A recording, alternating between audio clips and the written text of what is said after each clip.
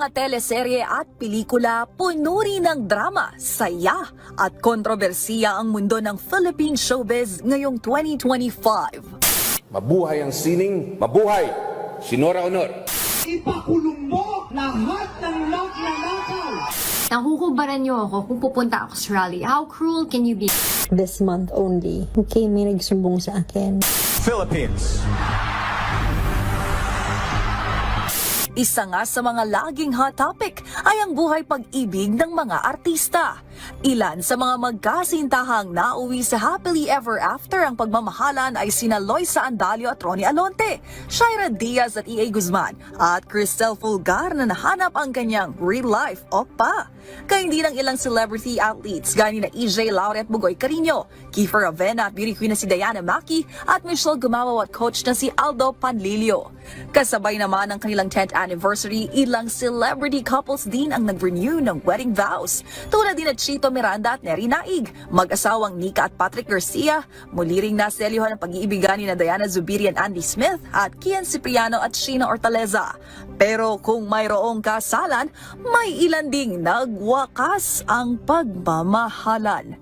Sa pagsisimula pa nga lang ng 2025, inanunsyo ni Barbie Forteza ang kanilang hiwalayan ni Jack Roberto after 7 years. Mainit ding pinag-usapan ang breakup ni na Gerald Anderson at Julia Barreto, kay Lynn Alcantara at Kobe Paras, Jake Cuenca at Chief Filomeno, gayon din ang dating PBB housemates turned lovers sa sina Elise at Makoy o Maclis at Marvin o Marco and Heaven. At kamakailan lang pinagpiestahan din ng mga marites ang mga revelation ni Ellen Adarna tungkol sa umano'y panloloko ng mister na si Derek Ramsey. Bukod naman sa glitz and glamour, We are the generation that will not let corruption win!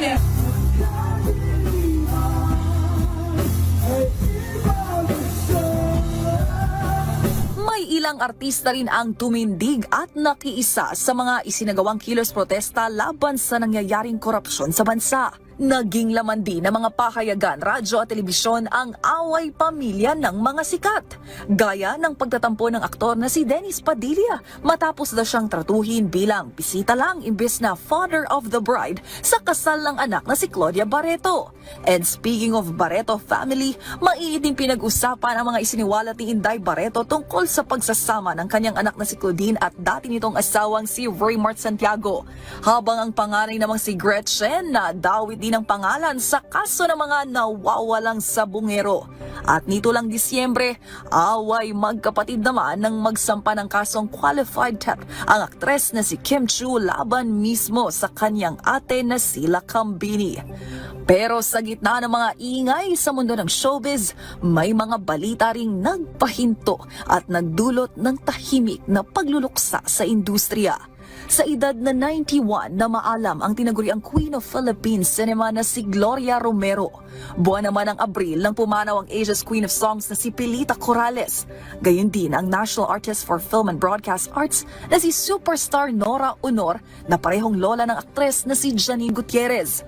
Matapos naman ang pakikipaglaban sa cancer, binawian ng buhay ang aktor na si Ricky Davao. Nagluksa rin ng marami sa pagpanaw ng mga OPM legend na sina Haji Alejandro at Ka Freddy Aguilar.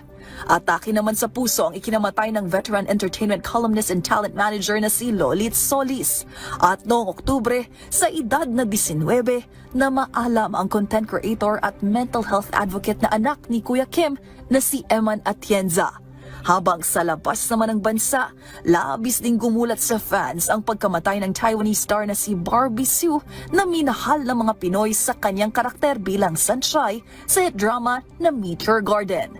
Sa kabila naman ng lungkot at pagluluksa, patuloy pa ring umusad ang entertainment industry gaya sa mundo ng pageant. Maria Atisa Manalo, Napuno man ng kontrobersiya ang nagdaang 74th Miss Universe na ginanap sa Thailand na natiling panalo sa puso ng mga Pilipino, si Atisa Manalo na itinanghal na third runner-up. At kung Miss Grand International naman ang pag-uusapan, Gumawa nga riyan ng kasaysayan si Emma Mary Tiglao na nagmarka ng unang back-to-back wins ng bansa sa naturang pageant. Pero kung may back-to-back victories sa MGI, may comeback naman sa mundo ng OPM. Ang muling pagsasama-sama ni na Unique, Blaster, Zild at Bajao ng Four of Spades matapos ang 5 taon. At bago rin matapos ang taon, nagkaroon ng Get Out reunion concert ang iconic girl group na Sex Bomb Girls. Sa huli, marami mang plot twist ang buhay ng mga artista sa harap at likod ng kamera. Patunay lang ito na sa mundo ng showbiz, tuloy lang ang kwento. Para sa DZRH Rewind 2025, ito si Angelica Cosme ng DZRH TV, una sa Pilipinas, una sa Pilipino.